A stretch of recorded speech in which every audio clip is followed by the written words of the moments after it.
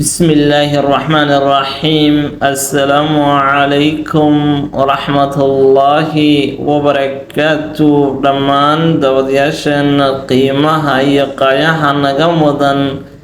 إن السعادة برتين يوتيوب كاتجر وكاش أونلاين أكاديمي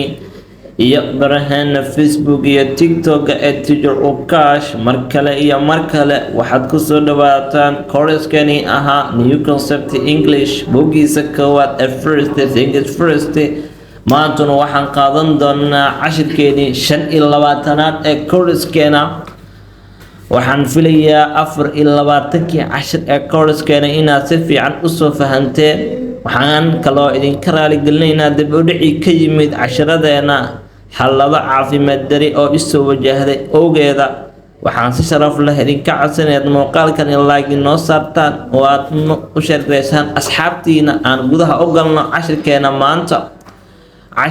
maanta waxaa wada sheekaysan doono butcher iyo waliba master butcher waa kawaalaha ayaa hadalka bilaabaya wuxuu leeyahay do you want any meat today marabta wax hilib ah maantay Miss Bid ayaa jawaabaysa waxay leedahay yes please ha fadlan butcherkii ayaa hadal qaadanaya wuxuu leeyahay do you want beef or lamb ma waxaad rabtaa hilibka markaasi lo'da ama hilibka geelka Miss Bid ayaa jawaabaysa waxay leedahay beef please waxaan rabaa markaasi hilibka markaasi lo'da butcherkii ama kawaali ayaa hadalka bilaabay wuxuu leeyahay this lamb is hilibkan ariga ah very good waa mid aad u wanaagsan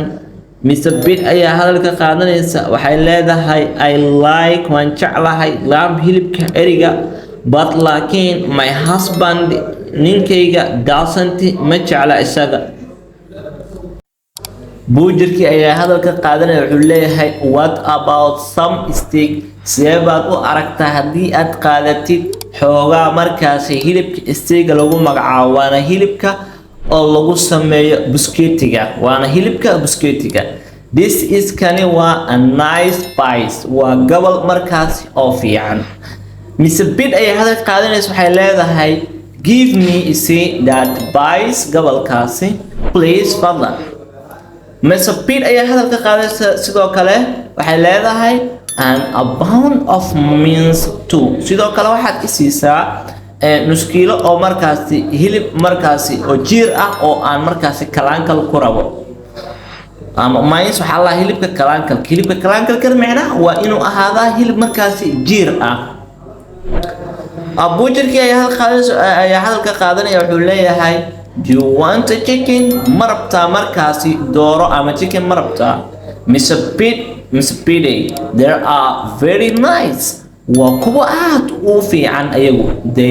ayagu waa very nice waa kuwa aad u fiican Miss Bid ayaa hadal qaadanaysa waxay leedahay no my thank you waad maasan tahay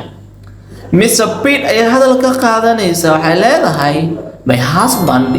ninkayga likes wuxuu jecel yahay steak buu jecel yahay wuxuu jecel yahay hilibka busketiga buu jecel yahay ma jecla markaasi but ma jecla chicken ma jecli but laakiin he doesn't like chicken laakiin asaga ma jecli chicken ma jecli asaga doorada iyo chicken waa isku mid chickenka ama dooradu asaga ma jecli butcherkii ayaa markaas hadal qaaday wuxuu leeyahay to tell you the truth haddaan kuu sheego runta haddaan kuu sheego Miss Bid I don't like anigana ma jecli chicken either macnaha anigana ma jecli chickenka